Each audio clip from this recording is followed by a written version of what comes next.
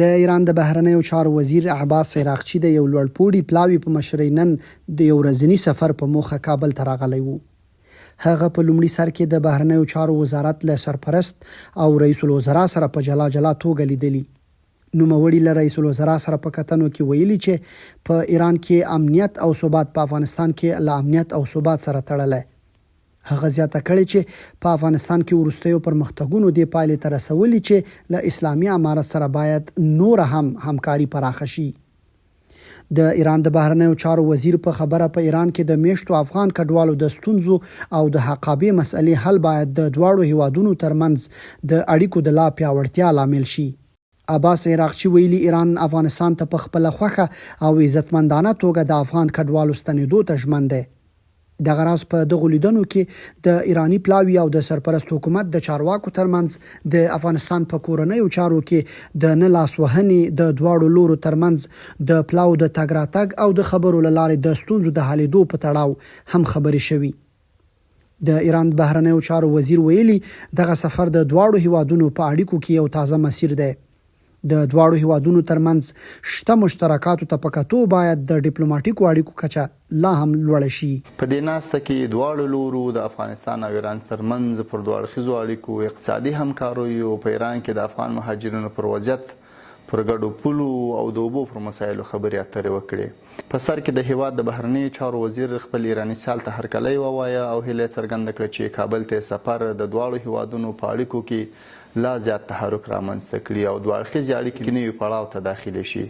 متقي صاحب همداراز ټینګار وکړ چې د دواړو هیوادونو ترمنځ د ګڼو مشترکاتو او خصوصا ګډو ګټو ته په پام باید د ډیپلوماټیکو اړیکو سطحه لوړه سي. همداراز د بهرنیو چارو وزیر له فتح وروسته د امنیتي وضعیت د ښه والي او د افغانستان اسلامي امارت د امنیتي ځواکونو د ظرفیتونو د لوړېدو په تړاو خپل ایراني سیال ته وویل افغانستان له لسیزې جګړو وروسته د ډاډمن امنیت څښتن سوی او دا د ټولې سیمې په ګټه ده.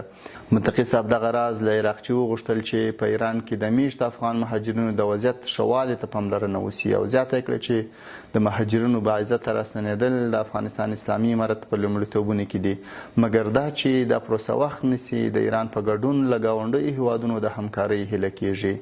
د هیواد د بهرنیو چارو وزیر د دواړو هیوادونو ترمنځ د اوبو د مسایلو په تړاو وویل چې د اقلیم بدلون له امله ټوله سیمه وچکالي ځپلې ده او افغانستان هم د وچکالۍ قرباني دی.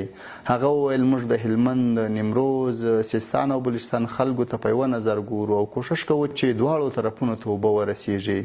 دا موضوع نور هیڅ ډول خنډونه نه لري، فقط د ورښتونو له زیاتوالي سره تړاو لري. د ایران د بهرنیو چارو وزیر په خپلوار سره وویل چې امنیت او ثبات په افغانستان کې په حقیقت کې په ایران کې د ثبات په معنا ده او د افغانستان اسلامي امارت په تیرو 3 کلونو کې ښه پرمختګونه کړي دي.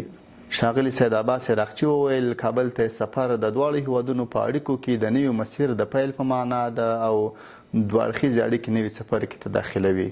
ښاغلي عراقچي د مخدره موادو پر خلاف د افغان حکومت مبارزه موثره وبلله او وړاندیز یې وکړ چې د دواړو هیوادونو اړوند ارګانونه د مخدره موادو پر خلاف د مبارزې په برخه کې یو بل سره خپلې تجربې شریکې کړي. همداراز د ایران د بهرنیو چارو وزیر وویل چې د اوبو مسله یوه انساني موضوع ده او ټینګار یې وکړ چې اوبه باید د همکارۍ پر موضوع بدله سي او دواړه لوري په دې اړه تخنیکي همکارۍ سره ولري. په پای کې دواړو لورو د مطرح شوو مسایلو پر تعقیب ټینګار وکړ او هوکړه وسوه چې د دواړو هیوادونو ترمنځ د لوړې کچې پلاو تبادله ادامه پیدا کړي. په ورته وخت کې د افغانستان د ملي دفاع وزارت سرپرست ملا یعقوب د ایران د بهرنیو چارو له وزیر او مل پلاوي سره په لیدنه کې ایران او افغانستان دوه داسې ګاونډي هیوادونه یاد کړي چې ډیر ګډ مشترکات لري او د دوه اړخیزو اړیکو پر پیاوړتیا او پرمختیا یې ټینګار کړی. د ایران د بهرنیو چارو وزیر هم ملا یعقوب سره په کتنه کې د افغانستان او ایران په ګډو مشترکاتو او په بیلابیلو برخو کې د دوستانه اړیکو او نږدې همکاریو پر اهمیت ټینګار کړی. دغه راز په دغو لیدنو کې دواړو لوریو د دوه اړخیزو اړیکو د پیاوړتیا، اقتصادي همکاریو، سرحدي مسایلو او نورو اړوندو موضوعاتو په اړه هم خبرې شوي.